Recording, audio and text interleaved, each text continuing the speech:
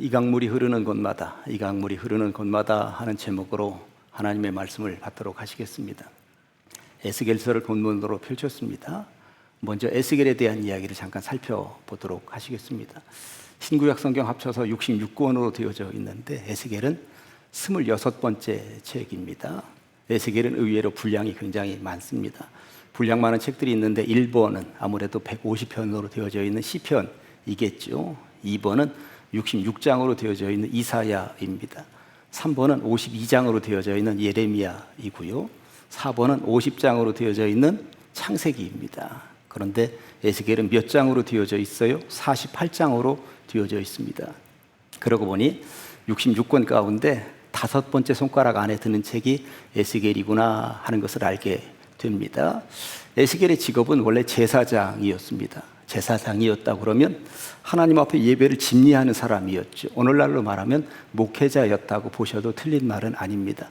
백성들이 에스겔을 통하여 하나님 앞에 기도드렸을 것이며, 백성들이 에스겔을 통하여 하나님 앞에 예배했을 것이며, 백성들이 에스겔을 통하여 하나님 앞에 헌물을 했을 것입니다. 그러한 제사장 직분을 가지고 있는 인물이 에스겔이었다고 하는 것입니다. 그런데 에스겔이 제사장으로 있을 때 천하를 호령하고 있었던 나라가 하나 있었으니 바벨론이었습니다. 바벨론이라고 하는 나라가 주변 국들을 다 집어삼키더니 에스겔의 나라 남유다 근접까지 와서 결국은 남유다를 집어삼키게 됩니다. 총 3번 침략해 들어오는데 3번 침략해 들어올 때마다 들어와서는 포로로 잡아가고 왕을 바꾸고 뭐 이런 일들이 있었습니다. 첫 번째 포로로 잡아갈 때 그때 다니엘과 3명의 친구가 포로로 잡혀가게 됩니다. 그리고 두 번째 침략해 들어와서 왕을 바꾸죠. 그 당시 왕이었던 여호야긴과 1만 명의 백성들을 포로로 잡아가게 되는데 그 포로들 속에 에스겔이 있었습니다. 그러니까 두 번째 침략해 들어와서 포로로 잡혀가는 무리 가운데 누가 있었다? 에스겔이 있었다라고 하는 것이죠. 나중에 3번째 침략해 들어왔을 때 이제 완전히 남유다는 무너져 내리고 멸망당하고 성전은 불타게 되는 것입니다. 그때 선지자의 이름은 예레미야였습니다.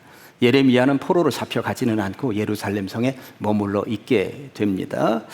에스겔은 참고적으로 두 번째 이 침략해 들어왔을 때 바벨론의 포로로 잡혀갔다고 말씀을 드렸습니다만, 그 포로로 잡혀가서 다니엘 같은 경우 3명의 친구들 같은 경우 왕궁에서 지내게 되었습니다만, 에스겔 같은 경우는 왕궁에서 지내지는 않았습니다.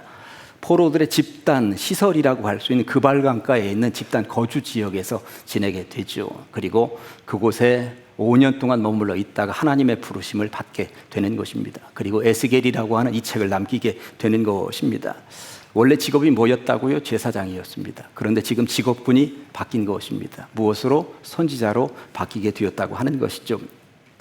에스겔서를 오늘 본문으로 선택을 좀 했습니다만, 에스겔이라고 하는 책이 5손가락 안에 들 정도로 분량이 많은 책임에도 불구하고 우리 성도들에게는 익숙한 책이 아닙니다. 그리고 설교 시간에도 목회자들의 입에서 자주 흘러나오는 본문이 아니죠. 왜 그런가 하면 굉장히 어렵거든요. 환상이 많이 들어있고 기행과도 같은 이야기들이 이 속에 많이 들어있기 때문에 그렇습니다. 그럼에도 불구하고 오늘 에스겔 속으로 들어가서 오늘 함께 은혜를 받아보도록 하시겠습니다. 3가지 주제로 나누어서 말씀을 받으려고 그럽니다. 첫 번째 주제, 절망의 땅에서. 에스겔 37장을 읽어보면 이런 내용이 나옵니다. 하나님께서 에스겔을 어떤 골짜기로 지금 데리고 가셨는데 그 골짜기에 보니까 메마른 뼈다귀들이 가득 차 있는 것을 보게 됩니다. 뼈들을 잘 살펴보았더니 무슨 장작개비처럼 수분이라고 하는 것, 살점이라고 하나도 없이 완전히 금방이라도 부서져 내릴 것만 같은 그런 뼈다귀들이었습니다. 그러면서 하나님께서 이 뼈에 대해서 에스겔에게 말씀을 해주시는데, 에스겔 37장 11절 말씀이 이렇습니다. 또 내게 이르시되 인자야, 이 뼈들은 이스라엘 온 족속이라. 그들이 이르기를 우리의 뼈들이 말랐고 우리의 소망이 없어졌으니 우리는 다 멸절되었다 하느니라. 이스라엘 민족을 이 뼈에다가 지금 비유를 하고 계신 것입니다. 우리 민족, 선택받은 민족, 이스라엘 민족이 지금 이제는 이 뼈다귀가 되어 있어 완전히 바짝 말라서 소망이라고 하는 것은 제로, 0.00001%의 희망도 없는 그런 상태다. 그런 이야기를 지금 하고 계신 것입니다. 이런 광경을 보여주면서 하나님께서 에스겔에게 뜬금없이 이런 질문을 하시는데, 에스겔 37장 3절을 보았더니 그가 내게 이르시되 인자야 이 뼈들이 능히 살 수 있겠느냐 하시기로 내가 대답하되 주 여호와여 주께서 아시나이다. 얘야 이 뼈들이 살아날 것 같아? 물어보면 여러분 같으면 뭐라고 대답을 하시겠습니까? 살겠는데요? 얘기할 사람 한 명도 없습니다. 그런데 하나님께서 이 뼈들을 보여주면서 얘야 이 뼈가 살아날 수 있겠느냐라고 물으시는 것은 뭔가 하시겠다는 얘기거든. 그러니 안 됩니다 소리 하기도 그렇고 살아날 것 같습니다 하기도 그렇고, 그러니까 에스겔이 피해가는 질문을 대답을 하는데 주께서 아시나이다. 결국 하나님께 다 넘겨버렸습니다. 아무튼 얼버무리는 대답을 했다라고 하는 것입니다. 그렇다면 하나님께서는 왜 에스겔에게 마른 뼈 골짜기를 보여주셨던 것이며 골짜기의 마른 뼈를 통해서 무언가 말씀을 하고 계신 것일까요? 너도 아는 것처럼 지금 이 상황은 절망이란다. 해답이 보이지 않는 희망 제로의 상황인 것이지. 네가 보더라도 내 말이 맞지? 그렇게 묻고 계신 것이죠. 세상 말에 오지게 넘어졌다 이런 말이 있더라고요. 회복이 불가능할 정도로 제대로 넘어졌다는 말입니다. 이 말은 오늘 이스라엘 민족을 향한 말이구나 하는 생각이 들었습니다. 이스라엘 민족이 지금 얼마나 세게 넘어졌습니까? 그들은 제가 두 가지 믿음이 있다고 여러 차례 말씀을 드렸죠. 우리는 선민이니 어떤 경우에도 무너지지 않는다, 망하지 않는다. 두 번째, 거룩한 전 성전, 주님께 예배하는 이 전은 거룩한 전이니 어떤 경우에도 무너지지 않는다. 그런데 두 가지 믿음이 다 무참하게 되었습니다. 선민이라고 하던 그 나라 이스라엘도 완전히 바닥을 쳤던 것이고, 그리고 하나님을 모시고 예배한다 하던 거룩한 전 성전도 불에 타서 완전히 사라지게 되었으니 이 어쩐 일이란 말입니까? 그러니 마른 뼈다귀의 골짜기와 똑같은 상황이 되었다고 하는 것입니다. 희망 한 자락 보이지 않는 예루살렘, 그리고 절망의 땅 바벨론에서 이를 생각해 볼 때에 이것은 마치 상한 갈대이고 꺼져가는 등불인 것이죠. 그런데 우리는 잘 알고 있습니다. 상한 갈대를 꺾지 않으시는 분이 하나님이시고 꺼져가는 등불을 끄지 않는 분이 하나님이신 줄로 믿습니다. 지금은 메마른 골짜기, 완전 뼈다귀들만 있는 곳이지만 여기에서 지금 뭔가를 시작하시겠다고 주님이 말씀하고 계신 것 아니겠습니까? 결국 이스라엘은 예레미야 선지자를 통해서 주셨던 예언의 메시지, 70년 후에 다시 돌아온다. 이 메시지가 그대로 현실이 되어서 꿈결처럼 70년 만에 바벨론은 무너져 내렸고 페르시아 제국이 들어섰고, 페르시아 제국의 황제였던 고레스가 너희들 고향으로 돌아가도 된다. 돌아가서 성전 지어도 된다. 성전 짓는 자금이 모자라냐? 그러면 내가 자금 대주마. 이런 일이 실제적으로 벌어졌다고 하는 것이죠. 절대 불가능할 것 같은 일이었지만 꿈만 같은 일이, 볼을 꼬집어 봐야만 할 만한 일이 실제적으로 현실적으로 나타났으니 이게 어쩐 일이란 말입니까?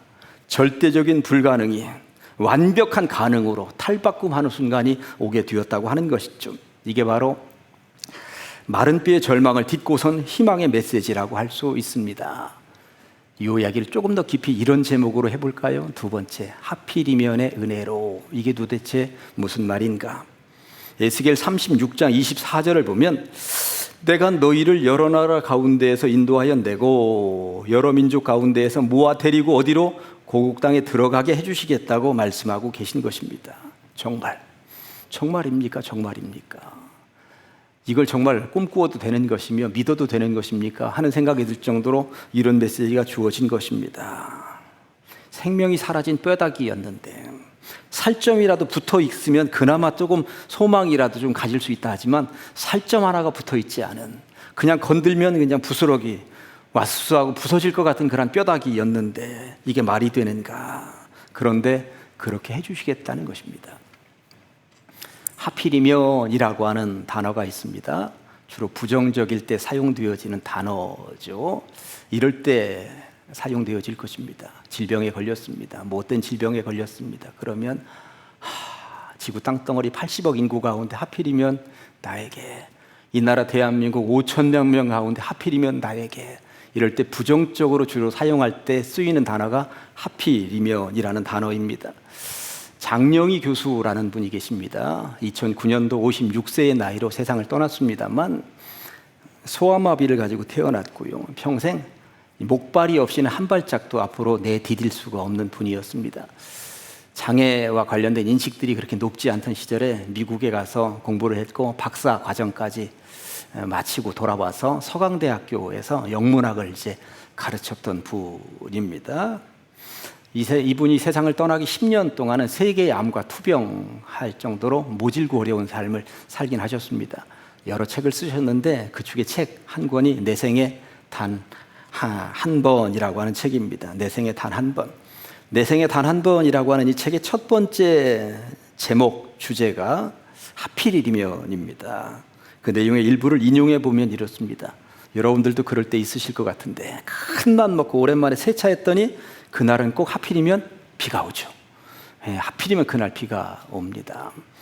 목발이 없이는 한 발짝도 앞으로 전진할 수 없다고 말씀드렸죠. 물건이 있어요. 꼭 사고 싶은 물건이 있어요. 그런데 그날따라 줄이 많이 섰어. 목발 짚고 한 걸음 한 걸음 갔는데 참 신기하지. 하필이면 내 앞에서 매진 딱 되더라는 거예요.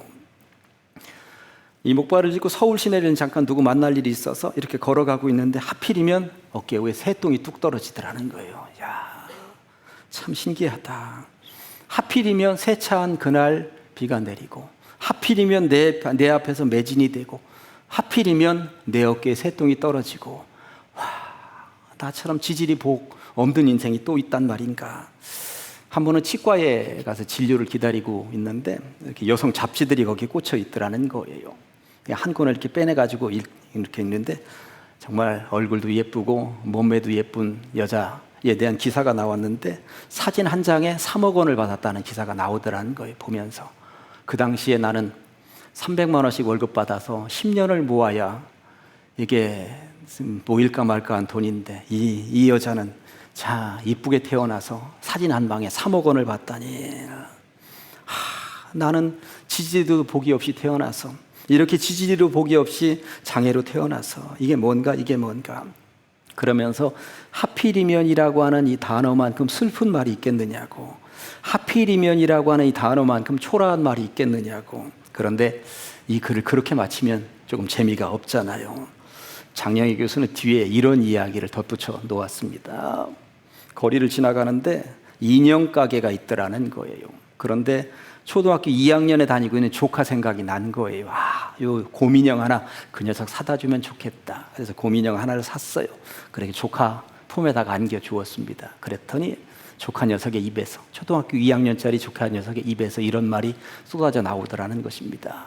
그런데 이모는 하필이면 이 인형을 왜 나한테 선물하는데 그러더라는 것입니다.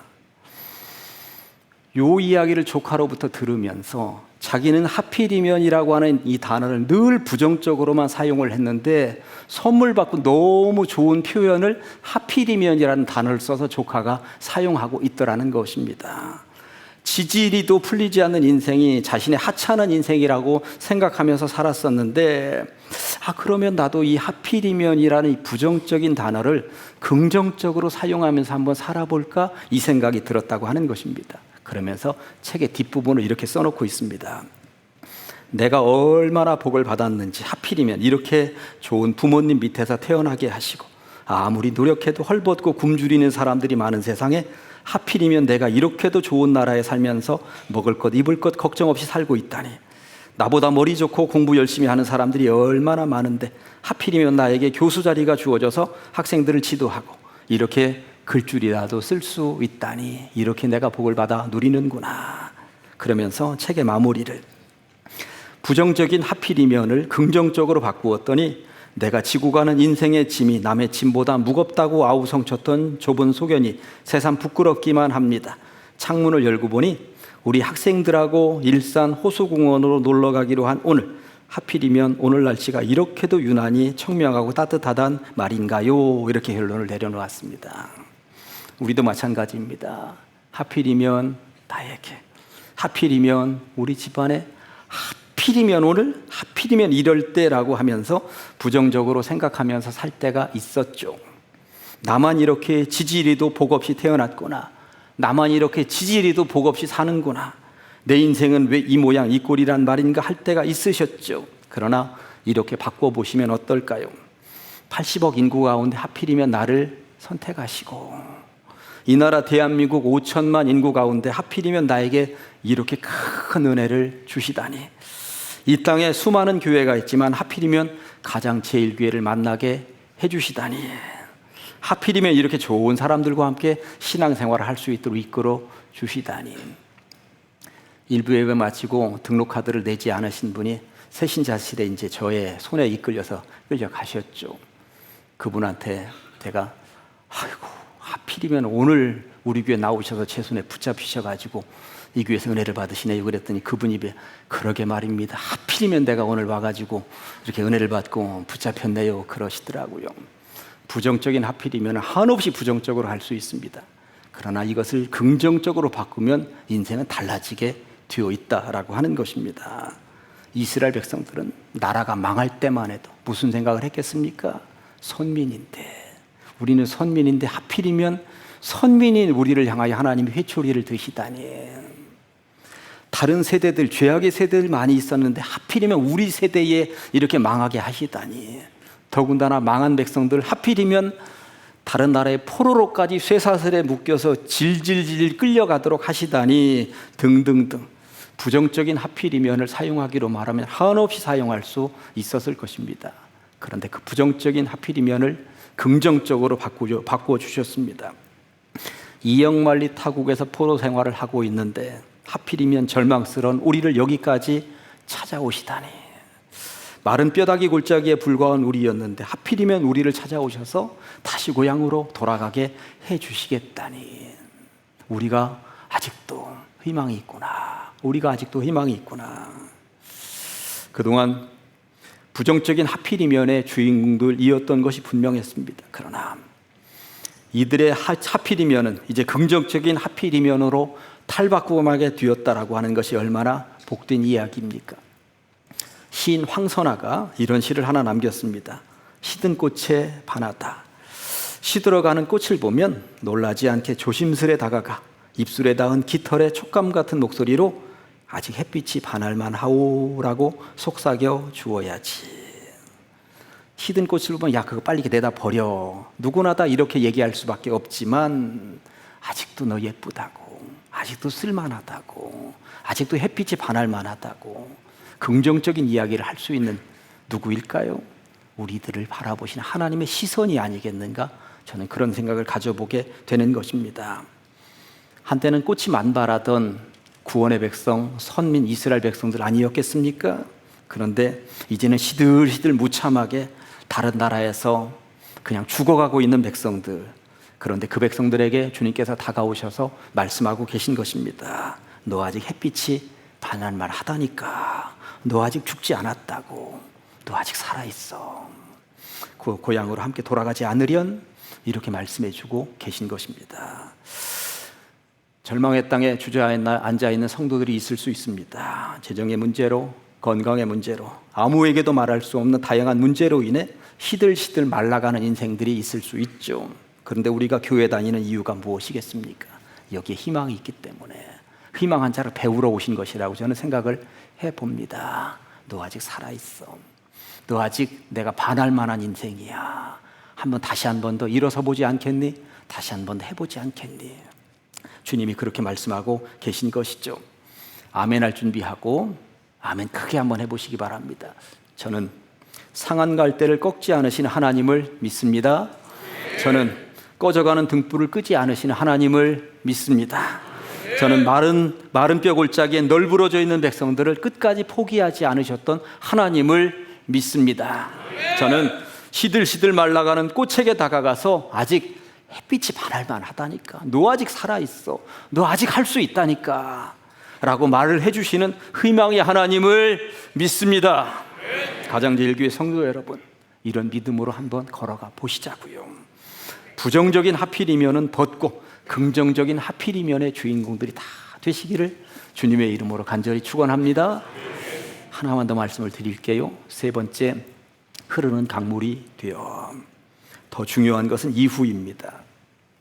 희망 한 자락 보이지 않는 절망의 땅에서 새로운 희망을 보았으면 이제 나만 체험하고 끝나는 게 아니라 그 전달자가 되어야 된다는 이야기가 오늘 본문에 나와 있는 이야기입니다.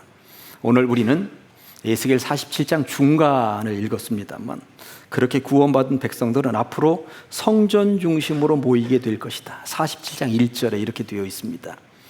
그가 나를 데리고 성전문에 이르시니 성전의 앞면이 동쪽을 향하였는데 그 문지방 밑에서 물이 나와 동쪽으로 흐르다가 성전 오른쪽 제단 남쪽으로 흘러 내리더라고 말씀하고 있습니다. 이스라엘 백성들 포로로 잡혀가 있는 이 상황은 이미 나라도 무너졌고 성전도 불타서 없어진 상황입니다. 그런데 성전에서 물이 나온다라고 하는 것은 성전을 회복시켜 주겠다라고 하는 것이고, 너희들이 잃었던 그 성전에서 다시 모여 하나님 앞에 예배하면서 은혜의 강물이 거기로부터 흘러나오게 될 것이다, 이런 말씀을 하고 계신 것 아니겠습니까? 그런데 이후가 더 중요합니다. 그렇게 은혜의 강물이 되어서 흘러나오게 되면 구절의 은혜가 있는 것입니다. 이 강물이 이르는 곳마다 번성하는 모든 생물이 살고 또 고기가 심히 많으리니 이 물이 흘러 들어가므로 바닷물이 되살아나겠고 이 강이 이르는 각처의 모든 것이 살 것이며, 강물이 흐르는 곳마다, 생명수가 흐르는 곳마다, 은혜 받은 백성들이 거쳐가는 곳마다, 은혜 받은 백성들이 모여있는 곳곳마다 생명이 흐르는, 생명이 넘치는, 은혜가 넘치는 이러한 역사가 나타나게 될 것이다. 이런 경우를 일컬어서 선한 영향력이라고 하는 것입니다. 어떤 이들은 어느 모임에 오면 꼭 분쟁만 이렇게 세우는 사람들이 있습니다. 그러나 어떤 이는 왜 그이 안 오느냐고, 그이가 와야 이 문제 해결된다고, 그이가 와야 우리가 평안해진다고, 은혜로워진다고.